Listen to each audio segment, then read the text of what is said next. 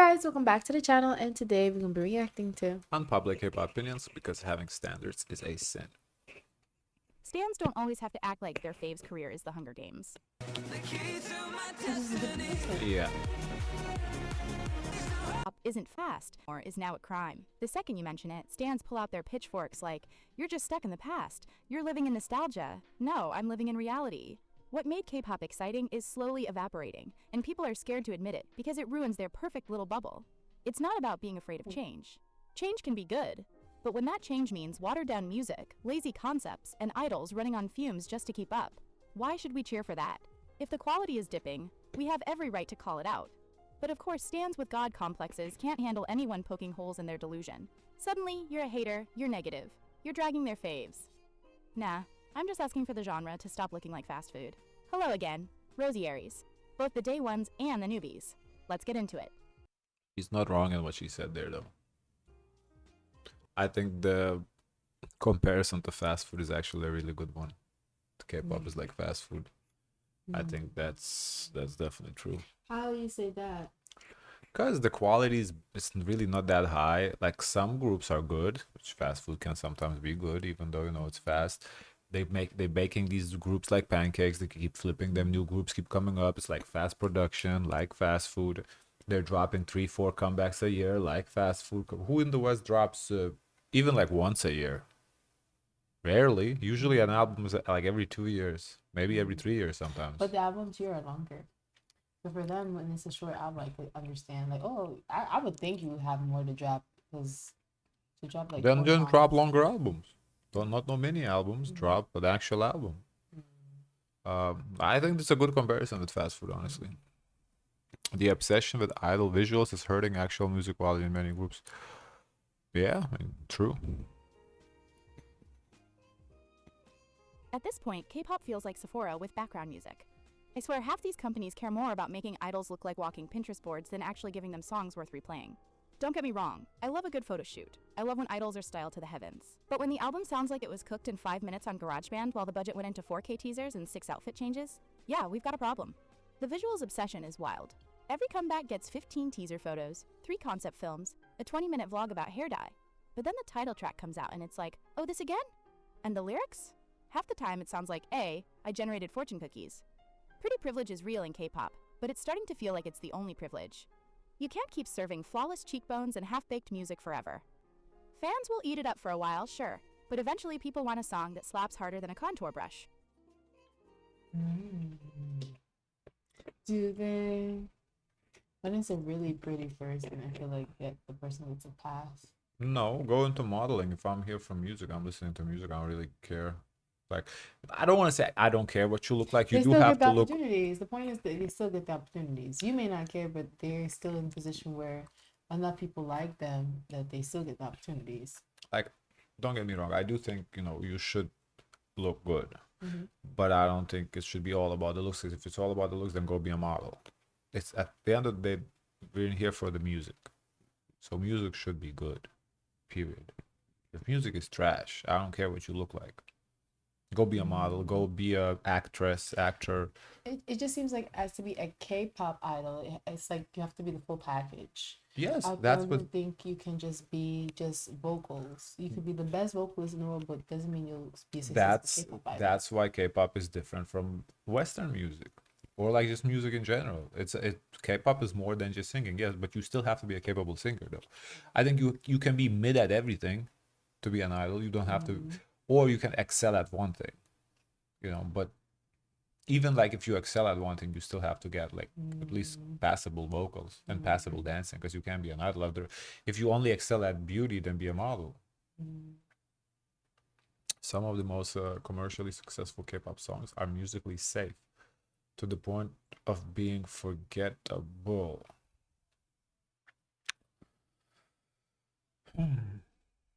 I don't know. I don't think so. I disagree.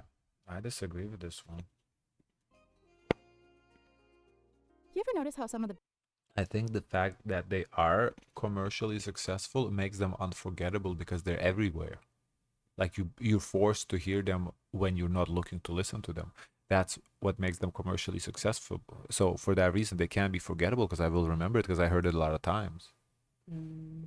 that's just contradiction. biggest K-pop hits are basically sonic fast food. Like, sure, it fills you up in the moment, but 10 minutes later, you can't even remember what you ate. These songs blow Like, up, give an charts on fire, example. TikTok challenges everywhere, but try humming them a month later, and your brain's like, 404 not found. The problem is, Give an example. Don't be afraid to have the guts. labels love safe formulas. They'd rather recycle the same build-up, same noisy drop, same fake epic bridge, because it guarantees streams. But safe doesn't equal timeless. Safe equals forgettable. It's like they're allergic to risk. Heaven forbid we get a song that I actually can makes us think go, of one. "Wait." You can think of one? I can. Okay, go ahead. Ceremony. Ceremony. But Ceremony, who said Ceremony is a commercially successful song though? It made it to the charts. When I think commercially successful song, I'm thinking Jungkook's Standing Next to You. I'm thinking Jungkook's 3D. I'm thinking Dynamite by BTS. That's what I'm thinking. I'm not thinking somebody just barely made the list. That's not commercial success. So what? So a song that came out that's then you need more time to determine that. Then Ceremony, I wouldn't say Ceremony is a commercially successful song. Like, as I said, commercially successful. okay, so then maybe you got one out then. Maybe what? You pick one. That's what I'm saying. I can because if Because it's I think I picked that one because it's from a big popular group. It made Billboard, and it was a majority of people's favorite song from the album because that's the one they performed. actually no majority of So what people's is it? song is Beep, the one we Beep? hate. Yeah, that's what people Oh. like the most. How you know that? No, because that's what people were saying. Saying, or is it calculated, like tabulated, like? It's I remember when it Because first why came out, they the streams perform- were very close to Ceremony Well, they perform Ceremony for a reason. because it's title track. They always perform title tracks. Okay, never mind. Because Wait, what did I just hear? And yeah, I get it. Companies want money, not art. But the gag is, the songs that last, the ones fans randomly Unless her definition of commercially successful means like they sell albums in Korea. Because my definition of commercially successful is, it's on top of Billboard. There's only few K-pop songs that are there. If your standard of commercially successful, if they sold some albums in Korea, then yeah, I think she's right. But if your standard is, topping Billboard, like Golden, for example, right now, K-pop Demon Hunters, that song, I will remember that song. cry over 5 years later, those weren't scared little cookie cutter tracks. They had bite, they had personality. Right now, too many hits sound like they were written in bulk at some K-pop Costco. K-pop companies are only interested in longevity if you're profitable early. If you're not, you're discarded for the next thing. I mean, yeah, that's true. That's obvious. that's for everybody, everything. Yeah, that's fair. Does no one now have the flexibility to burn money to figure out if it's gonna be a hit or not? That's fair. I think same in the West too. Yeah. Some K-pop companies don't raise groups anymore, they gamble on them. If you don't explode right out the gate, viral TikTok challenge, 10 million streams, photo card wars, bye-bye. Hope you enjoyed your 6 months of fame. It's like they're speed dating idols. One flop comeback, and suddenly they've moved on to other priorities. Translation? You're shelved until disbandment papers are ready. And it sucks because some groups could thrive if given time. A solid niche fan base, steady growth, unique sound. None of that matters now. If you're not Billboard level by Comeback 2, the company's already polishing the next rookie group like you never existed. The irony? The biggest legends today probably wouldn't survive under these rules. Imagine them being disbanded before their big break, just because they weren't I chart wish you give monsters at debut. examples. Yeah, that's what she's missing. She's missing the guts to call people out. That's like what K-pop Spider is not afraid of that. Crazy, right? But that's how this industry moves now. Profit over patience, hype over legacy. I guess I can think of Sabrina Carpenter because she kept trying. No, finally that's make a that's a good hit. point. I wonder, was she self-funded or she had the money? I would think the The label difference gave is her money? I would think the difference is if you're self-funded or not. Because of course, if it's your own money, you're gonna be as passionate about it because you put your own money. But Yeah. when it's like label money, I think maybe you're less understanding why. Oh, they're not giving me enough time. No, they took an opportunity and they need to see a return on their money back. But that's what I'm saying. Like for Sabrina, do you know if she's self-funded? She came out from Disney, so I think whatever money she made from that acting, I think she was self-funded, and then I don't know if she got under a label or what happened, what direction they took. But sometimes what changes things for you, you get signed by a bigger label who can give you better direction. You have A&R to help you with your image and what you should do. So it could be that, she was initially independent, but then she signed on a bigger label. That's why you see oftentimes these talents, they have more than one signing to a label. A smaller team, and then a bigger label takes on the big tag team Yeah. like California, like Yeah, I think we saw also Sia too. Sia started like in '05. That's crazy. Mhm. Like I'd never heard of her Mhm. until like mid-teens. So Mhm. that is true that, some people here in the West, and I wish you gave example for K-pop because I don't really know, we weren't here for the beginning. So I don't know like who we talking about that she's saying, oh, they were struggling in the beginning and then a couple years in they blew up. I can't think of because we weren't here. Anyway, idol groups should not be the main source of companies' revenue. So what should be if they're making idols? Introducing the business card. Seriously, these companies treat idols like walking ATMs. Music, merch, variety shows, endless photo cards. It's all milk the cow until it drops territory. But here's the issue. When your entire empire depends on one group's sales, you're basically gambling your company's future on whether fans feel like bulk buying 20 copies of the same album for a shiny photo card. That's not a business plan. Oh, That's I think it's desperation in high because heels. the difference is the it's so clear and obvious when the fans know, okay, you're part of this label, so we need to keep you around and, help fund your career, and that puts the pressure on to buy their albums for them to kind of stay in the good graces of their label. Because here in the West, you don't really understand who signed with who. It's honestly only said when it's a big flex, when they make it to a larger label or maybe they're first being signed, but it's not the driving force to show that, okay, they're behind a label, so we have to buy their album so they can stay with this label. That's never been a priority of mine when I was listening to my artists, whether or not they're doing well enough for their label, unless they speak out about it. And even when they speak about it, they say in terms of, oh, I'm being shelved or I can't put out because X, Y, and Z. That's when you finally hear, oh, they didn't perform well in terms of numbers. So now the label is more hesitant to, put in more money up front. But in the K-pop world, I think this is known like immediately. This is like business pretty much. Everyone's involved in this business. Look, it's great when idols make money, but there's a reason some labels collapse the minute their big group disbands or flops. They've got nothing else going on. No long-term investments, no fresh ideas, just let's debut another rookie group and pray. It's giving chaos management. Meanwhile, imagine if these companies actually diversified. Film production, tech collabs, fashion brands, even They something tried random like that. But they tried that though. That's this fault. We do see like who just closed down their movie in the segment. I think I did too. Somebody, yeah. They had the movie branch, but they closed down. It's not profitable. So they do try though. You can't say that the smaller labels they don't because they're just starting out. You need a break to a certain level. Okay, I have extra revenue now. Now I can put that money somewhere else. The very little groups they don't have that, and the big labels we do see that they tried. They had like talent management division or something. I think it Yeah. was JYP. I don't know, but But then it becomes a complaint saying, oh, these artists are now influencers. They're sabotaging their career because now we only see them in ad campaigns as influencers. gaming. Not only would idols stop being worked to death just to keep the lights on, but the companies themselves would have a safety net. At the end of the day, idols shouldn't have to carry the whole building on their backs. groups with massive popularity lose creative risks faster. I disagree. I feel like BTS has creative risks. They can do whatever they want, and the fans would still eat it up. I completely disagree with this. That don't make no sense. If anything, I feel like our BTS has the most. I think when you have popularity, you're free to experiment. Yeah, I feel like BTS out of all K-pop, they have the most Yeah, 'cause leeway to do whatever they want. when they have not too much popularity, they're trying to figure out what you guys want.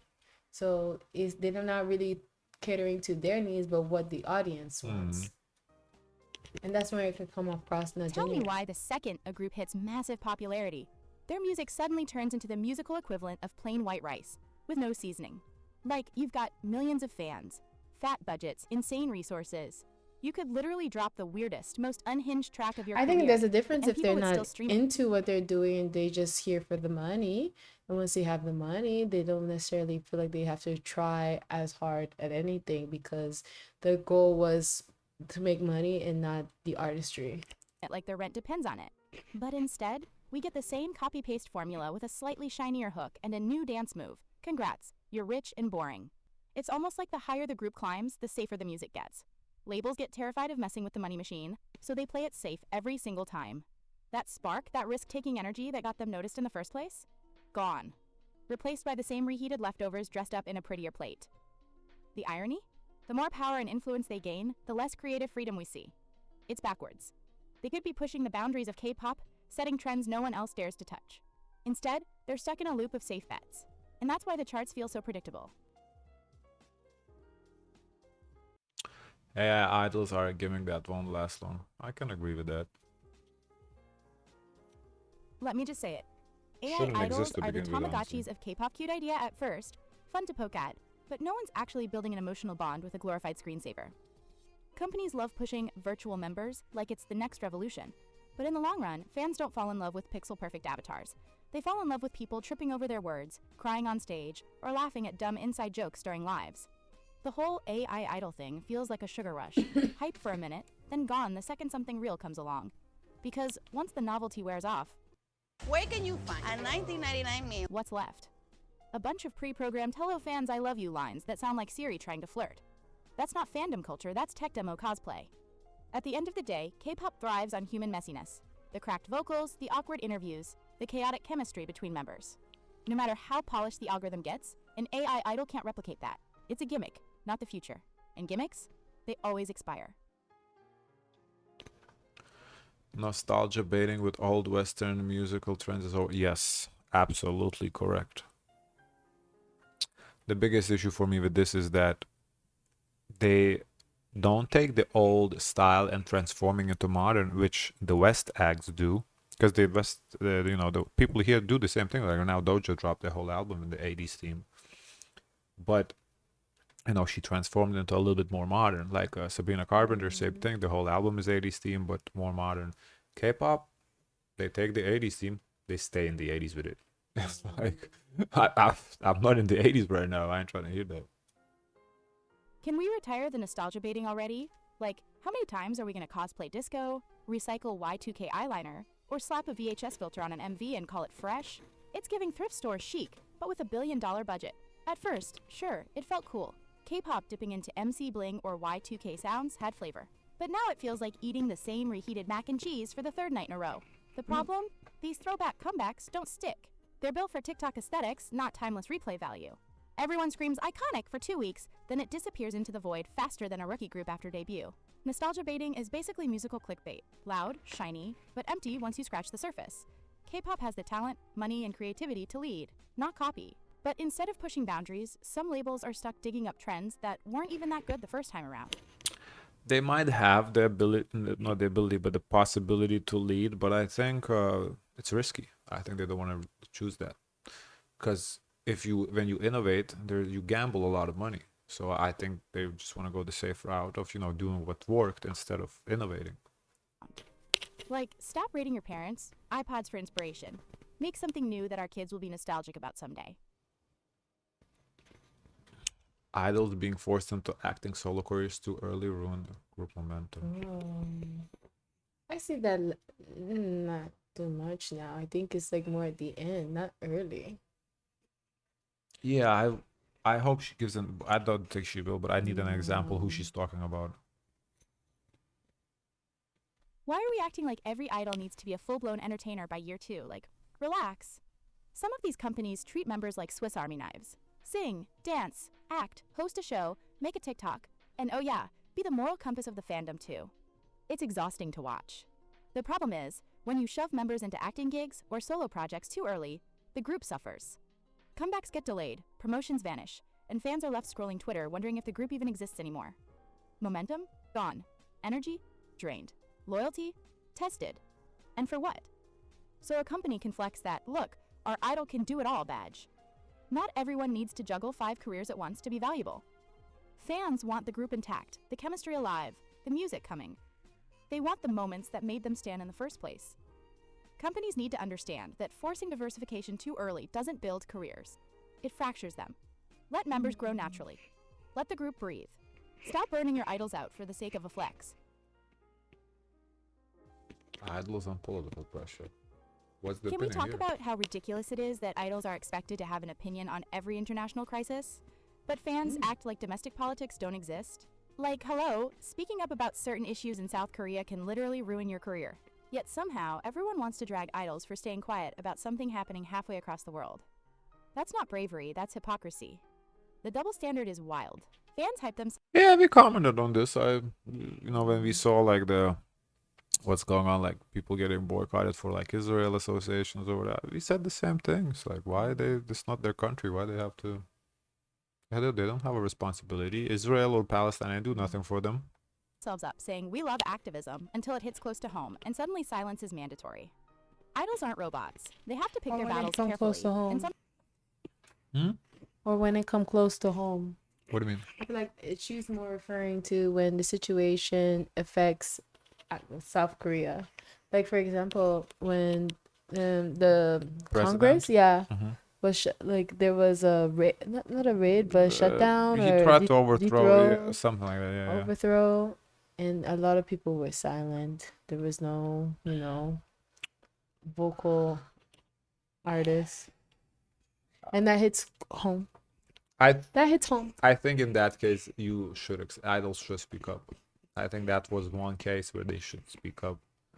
But like when we talk like about Israel particularly and the Palestine versus Israel, I don't really feel like any idol has to speak up. If they do speak up, fine, they're right.